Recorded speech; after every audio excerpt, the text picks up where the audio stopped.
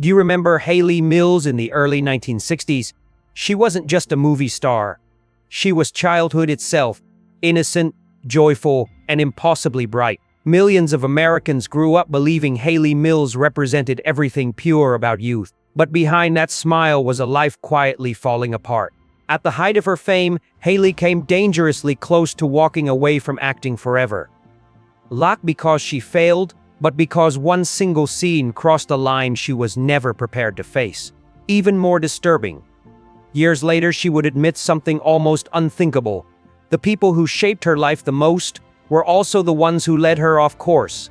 How could a Disney princess carry so many unspoken wounds? This is not a story about fame. It's a story about control, loss, and the silent cost of growing up too fast. Revealed through rare moments, buried memories, and truths, Hayley Mills spent decades trying to understand herself. And by the end, you'll see why her name is remembered with admiration and deep regret. Hayley Mills was born on April 18, 1946, into a world already glowing with spotlights. Art wasn't something she discovered. It surrounded her from birth. Her father was Sir John Mills, one of Britain's most respected actors. Her mother, Mary Bell, was also an actress. From the outside, it looked like destiny, a perfect beginning. But destiny can also be a cage. Hayley was raised in a household where talent mattered more than choice. Her parents loved her deeply, but their love came with control. They didn't simply guide her path, they decided it. From an early age, Hayley had very little freedom to ask who she wanted to be. Acting wasn't a dream she chased, it was a direction she was pushed toward. In 1959, when Hayley was just 12 years old, director J. Lee Thompson was searching for a young boy to star in his upcoming film, Tiger Bay. But when Hayley auditioned, her natural charm and quiet intensity changed everything. She was cast instead, acting alongside her own father. The film was a major success almost overnight. Hayley Mills became one of cinema's most promising young faces. But while the industry celebrated her future, Hayley herself felt nothing close to ambition. To her, acting was still just play, like something temporary, something light. Her parents didn't see it that way. They saw Tiger Bay as a launch pad, a beginning that had to be exploited, expanded, and pushed further, no matter the cost. And without fully realizing it, Hayley's childhood began slipping away one decision at a time. Hayley's performance in Tiger Bay didn't just impress audiences. It caught the attention of powerful eyes inside Hollywood.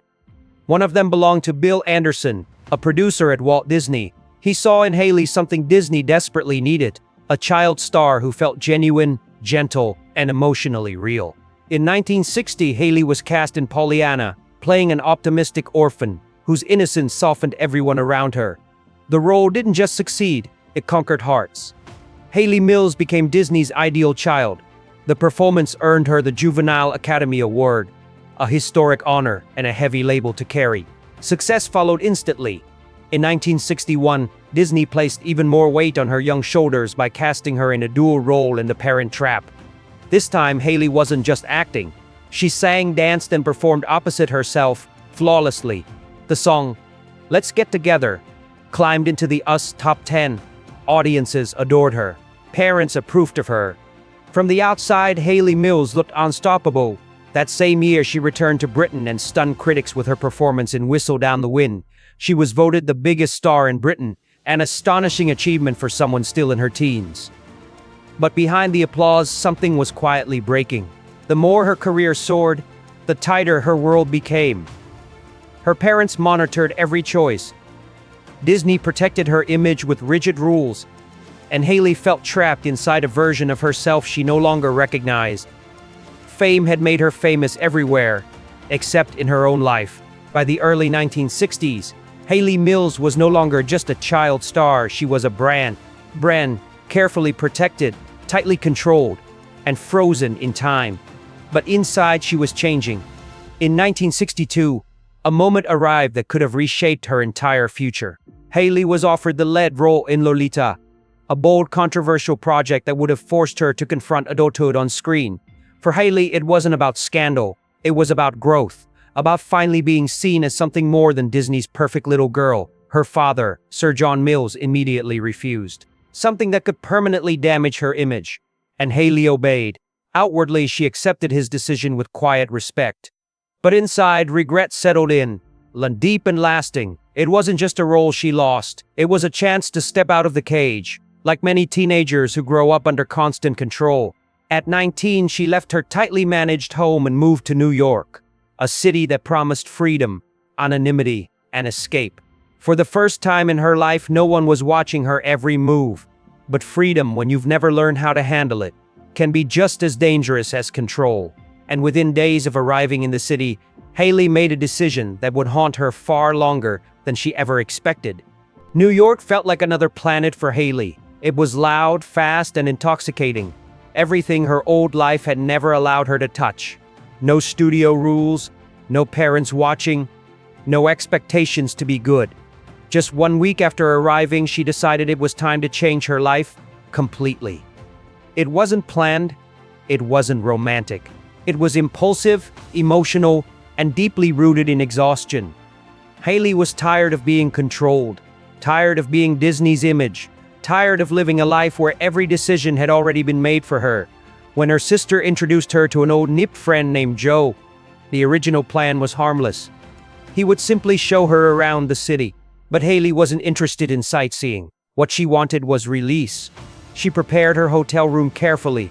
Silk nightgown, dim lights, quiet music in her mind. This night wasn't about desire. It was about reclaiming something she believed had been taken from her. Control over her own body, her own choices. But when morning came, the freedom she expected never arrived.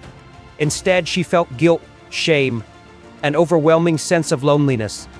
The night she believed would liberate her only made her feel more lost than ever. For the first time, she wished she had never left home.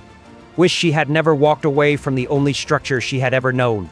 And slowly, painfully, Hayley began to realize that escaping control didn't mean escaping pain. It only changed its shape. When Hayley Mills returned from New York, something inside her had changed. The spotlight no longer felt warm. It felt exhausting in 1965. She appeared in That Darn Cat, her final film with Disney. On the surface, it looked like just another success. But for Hayley, it felt like an ending. After 6 years as one of Disney's most beloved young stars, the dream was over. The contract that had once protected her had also imprisoned her. For years, she had been locked into wholesome roles that left no room to grow, no space to explore who she truly was. Later in life, Hayley would admit that this confinement didn't just cost her opportunities. It damaged her sense of self-worth. She had missed out on roles that could have helped her mature as an actress more painfully. She had missed out on understanding herself. Determined to escape Disney's shadow, Hayley accepted more daring projects. In 1966, The Trouble with Angels marked an important step forward, proof that she was trying to redefine her image. But the real turning point came with a film that would leave scars far deeper than anyone realized at the time. The Family Way promised artistic freedom, it promised adulthood, and it demanded everything Disney never had. The script required Hayley to shed her childhood image completely, including a deeply sensitive, intimate scene. At first she agreed. She wanted to prove she was no longer a child star. But after days of filming, the reality became unbearable. 3 long, emotionally brutal days on set left her shaken. What she thought would be empowering became one of the most horrifying experiences of her career. The scenes stripped away not just her image, but her confidence. The aftermath was devastating. Hayley fell into depression. She withdrew from the spotlight, from the industry that had once defined her entire existence. The girl who had once carried Disney's magic was gone. In her place was a woman trying to survive the cost of growing up in public. After retreating from the spotlight, Hayley Mills was emotionally vulnerable, searching for stability, understanding, and a sense of safety she had never truly known. It was during this fragile period that she became involved with Roy Bolting, the directorship of Family Way. Their relationship immediately wrote her than Hayley. He was established, authoritative, and confident, with everything she was not. To Hayley, the relationship felt grounding. To the outside world, it felt alarming. Her parents strongly disapproved, especially her father, who feared the imbalance of power and the consequences it might bring. But Hayley, exhausted from years of being told what she couldn't do, she even insisted that Roy marry her in 1971. After a long period of hesitation, he agreed. but on his own terms. At first, marriage seemed like the stability Hayley had been craving, but it didn't take long for reality to reveal itself. In her memoir, Hayley later admitted that life with Roy was not loving or freeing. It was restrictive, isolating, and deeply controlling. Roy discouraged her from making new friends. He wouldn't allow her to accept acting roles unless he was the director.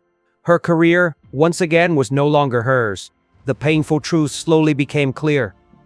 She had escaped one system of control only to fall into another. Although they had a son together, Crispian Mills, who would later become the lead singer of the band Kula Shaker, motherhood could not compensate for the growing sense of suffocation Hayley felt.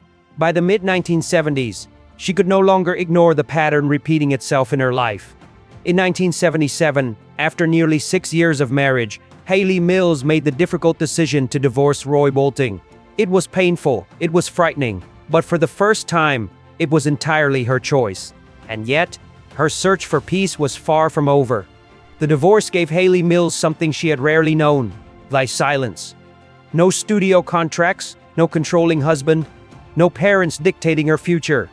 But freedom once again came with uncertainty. Before her divorce was even finalized, Hayley entered a new relationship in 1978 with actor Lee Lawson.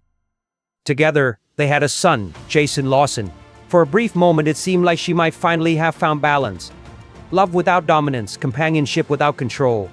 But the pattern she had spent her entire life trapped in was hard to escape. The relationship didn't last. By the early 1980s, Hayley made another difficult decision: to walk away. This time, she chose solitude over compromise, self-preservation over attachment. She stopped searching for love as an escape. Instead, she focused on rebuilding herself piece by piece. Without anyone else defining her worth professionally, she returned to acting in quieter ways. In 1981, she appeared in the British television drama, The Flame Trees of Fika. The role marked her re-entry into the industry. Lee, not as a star chasing fame, but as a woman choosing work on her own terms. The world noticed her return, but it was clear something had changed. The bright, unstoppable momentum of her youth was gone. And perhaps for the first time, she was at peace with that. Hayley no longer wanted to shine the way she once had. She wanted to breathe. And just when she had accepted the idea that love might never return, life surprised her once more. In 1997, when Hayley Mills met Ferdice Basaliala, love did not arrive with fireworks. Ferdice was an Indian-American actor 20 years younger than her. There was no instant romance. No dramatic connection at first. There was hesitation that came before. Ferdice didn't try to shape Hayley into anything else. He didn't control her. He didn't limit her world. Instead, he stayed patient, consistent over time. That quiet persistence softened the walls Hayley had spent decades building, and slowly love returned. Not as rescue, but as partnership. Then in April 2008, shortly after her 62nd birthday, Hayley's life took another devastating turn. She was diagnosed with breast cancer. The news came without warning, and true to her nature, she chose to fight the battle privately. Away from headlines, away from sympathy, the months that followed were filled with fear and isolation. Moments where she felt dangerously close to death. Moments where she questioned whether her body had finally given up after a lifetime of emotional strain. Hayley refused chemotherapy and radiation. To her, those treatments felt more frightening than the illness itself. Instead, she chose surgery, a decision she made largely alone with little guidance and no certainty of success. But it was also the most empowered decision she had ever made against the odds. It worked. By 2012, Hayley publicly revealed that she was cancer-free. Her recovery wasn't just physical, but it was spiritual. For the first time, she felt ownership over her life, her body, and her future. But her story wasn't finished yet. Surviving cancer changed Hayley Mills in ways fame never could. With her health restored, she returned to work. Not to reclaim stardom, but to remain connected to the craft that had shaped her life. In 2023, she appeared as Lady Emma Hume in Season 5 of Unforgotten, a quiet reminder of a presence that once defined an era. By then, Hayley understood something she had spent decades learning. Not every star is meant to shine forever in her later years. She chose simplicity over spectacle. She embraced aging without cosmetic surgery, openly accepting the appearance she once felt insecure about, especially her nose, which she had considered changing in her youth. Writing became a new passion. Words replaced cameras. Reflection replaced performance. Today, Hayley Mills lives a peaceful life in London with her younger partner, surrounded by family and the freedom she fought so hard to claim, though she has never officially retired from acting. She no longer chases the spotlight with an estimated net worth of around $5 million. She remains financially secure. Hayley Mills will always be remembered as Disney's golden girl, but her true legacy isn't the films, the awards, or the applause. It's survival. A woman who grew up inside a fantasy and spent a lifetime learning how to live in reality. And perhaps that's why even now her story lingers in our minds, but as a quiet warning and a hard-earned truth.